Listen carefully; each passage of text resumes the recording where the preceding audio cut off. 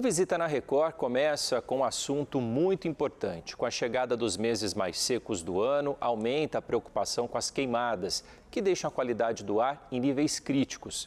Na região de Ribeirão Preto, de janeiro a maio, o número de focos de incêndio aumentou mais de 300% na comparação com o mesmo período do ano passado.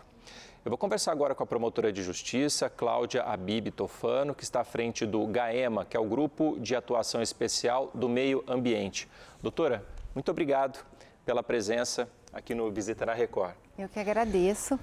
Bom, doutora, a gente teve aí na semana passada, um encontro em que estiveram reunidos representantes do Ministério Público, Corpo de Bombeiros, Polícia Militar Ambiental, representantes de Defesa Civil de municípios, prefeitos de 29 cidades aqui da nossa região.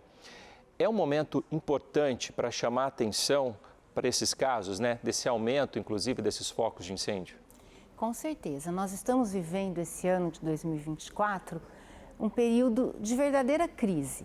Nós tivemos, de 1º de janeiro até 16 de maio, um aumento de 318% nas ocorrências do 9º grupamento do Corpo de Bombeiros, que envolve a nossa região como um todo, mais de 90 municípios. Nós esperávamos que esse ano tivéssemos uma estiagem mais crítica, mas nos surpreendeu esse número elevado, percentual de 318% de focos de incêndios. Não o fogo descontrolado, mas focos de incêndios. Doutora, e se a gente avaliar, a gente nem chegou ainda no período mais crítico, Isso que ainda é pior, é um alerta maior. É assustador.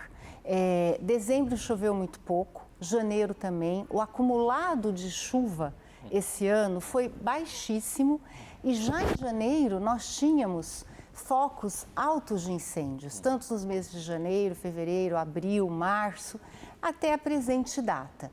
Em regra, os piores meses da estiagem são os meses de junho, final de junho, julho e agosto. E nós nem chegamos nesses meses. A partir de junho, tem início a fase vermelha do período de estiagem, que se encerra lá em outubro. Ou seja, a fase crítica ainda não chegou. Por isso a importância de nós nos organizarmos, unindo todos os atores envolvidos, para que todos ajam de forma preventiva e com pronta resposta. Eu estive nesse encontro com o Ministério Público, doutora? Se eu não me engano, a senhora disse que esse tipo de trabalho já é feito desde 2017? Exatamente. É um trabalho que envolve o Corpo de Bombeiros, a Polícia Ambiental, as concessionárias de rodovia, de ferrovia, o DR, usinas de cana-de-açúcar, Fundação Florestal, porque nós temos aqui importantes unidades, como a Santa Teresa, a Jataí, envolve também os proprietários rurais e a população, porque o fogo não começa sozinho. Exato. O fogo espontâneo é raríssimo e ele é causado, todo esse cenário que nós vemos, pela ação do homem. E principalmente aos finais de semana, porque em regra os maiores focos ocorrem aos finais de semana, nos imóveis rurais, nas margens de rodovia, quando a princípio a vigilância é menor. Então esse monitoramento também é feito envolvendo os proprietários rurais e a comunicação imediata. Em relação às concessionárias e DR, o que a gente tem trabalhado é que os aceiros, as margens das rodovias, sejam feitos em metragem suficiente para evitar focos de incêndios. Eu vou citar como exemplo a Abrão-Acede. Todos aqui nós conhecemos a Abrão-Acede. O DR, responsável por ela, desde os últimos 2 anos, fez uma limpeza e uma roçada de cerca a cerca. Isso foi fundamental para reduzir mais de 95% os focos de incêndio naquela rodovia e nas cidades que ela dá acesso. E é interessante que quando a roçada é feita de cerca a cerca, numa metragem segura, o incêndio, ele se exaure. O foco de incêndio pode ter início ali, mas ele se exaure, ele não se propaga, porque não tem o combustível. As medidas de prevenção de incêndios, elas não são onerosas. Elas são simples, são baratas. 4 ou 5 vezes menor que uma reparação causada pela destruição, porque incêndio é sinônimo de destruição. Doutora, a gente já teve casos aí em outros anos de situações bem críticas, né, que a gente acompanhou.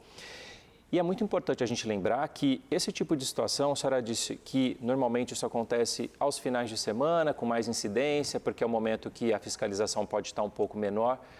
O que é importante também a gente frisar é que é crime, né? É crime o incêndio ali em determinado, seja onde for, na área rural, na área urbana, isso não pode acontecer. Com certeza. Nos imóveis rurais, em regra, né, na área rural, isso ocorre aos finais de semana, porque a maioria das pessoas hoje não reside nas propriedades rurais e é onde tem ali aquela menor vigilância. Mas é crime atear fogo em matas, em florestas, causar incêndio é crime e a responsabilização, ela é tripla. Administrativamente, existe uma multa imposta, essa multa é alta porque ela é proporcional ao dano. Nós estamos falando de um desastre ambiental com destruição de vegetação, morte de animais, destruição de culturas agrícolas, patrimônio, vidas, pessoas faleceram em função desses incêndios. A consequência civil, que é a reparação daquele dano causado, e a penal, é crime, é penado com detenção, ações desse tipo.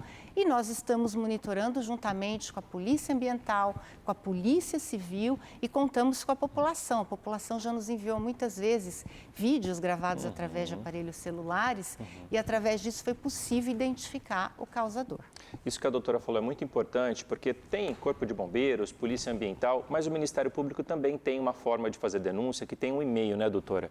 Que é o gaemarp@mpsp.mp.br. A gente vai repetir e vai ter aí no vídeo, gaemarp@mpsp.mp.br. Denúncias também podem ser feitas nesse e-mail. Doutora, eu agradeço bastante a presença aqui no Visita na Record, que a gente consiga contornar essa situação, já que esse início a gente percebeu que a situação não foi tão boa, mas é importante que esse alerta seja feito e que essas instituições consigam agora, né, fazer com que nada de ruim aí, ou conter que esse problema de fato chegue a acontecer. Nós que agradecemos, sempre à disposição, e eu quero aproveitar para fazer um apelo à população que venham junto conosco nesse trabalho de consciência para que a gente evite esses desastres, essa destruição. Muito obrigada. A proximidade da população é muito importante também. Doutora, obrigado mais uma vez pela presença, até uma próxima oportunidade. Muito obrigada, eu que agradeço.